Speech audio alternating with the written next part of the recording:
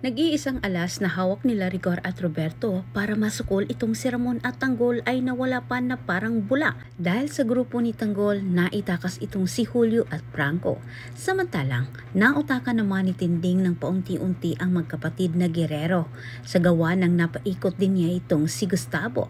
Pinaniwala ni Tinding itong si Gustavo na handa umano niya itong bigyan ng pagkakataon na maayos ang kanilang pamilya, pero kailangan umanong mapatunayan ni Gustavo na walang kimi-kimi ang sinabi nito.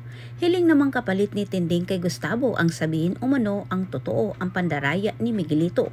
Upang sa ganitong paraan, mapatawad pa umano niya itong si Gustavo, lalo na si Tanggol. Sa kabilang banda, tilang hindi na maitago pa ni Garcia kay Hector ang pagprotekta niya sa grupo ni Tanggol at Ramon.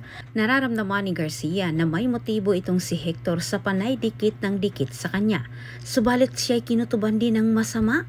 Baka mamaya magkataon umano na magkasalubong itong si Tanggol at Hector at siya'y mabisto pa na pinoprotektahan niya ang nasabing grupo. Kaya sa pamagitan ng pagsabi ni Garcia ng totoo na wala umano siyang gusto dito kay Hector para ito'y layuan siya. Subalit laking pagkadismaya naman ni Garcia na hindi nagpatinag itong si Hector bagos mas lalo pa itong lumala.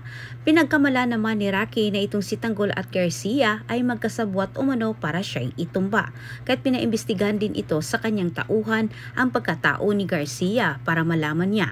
Bago pa mangyari ang kinakatakutan ni Garcia, agad na niyang sinabihan itong si Tanggol na kailangan umano silang lumipat ng ibang lunggang pagtataguan dahil itong si Hector umano ay lagi umanong pumupunta sa kanilang tahanan. Bagay na sining-ayunan din ito ni Ramon. Anya nito kailangan umano nila ng mas ligtas na lugar na wala umanong nakakaalam bukod sa kanila. Antabayanan po ninyo ang susunod kong update. Salamat.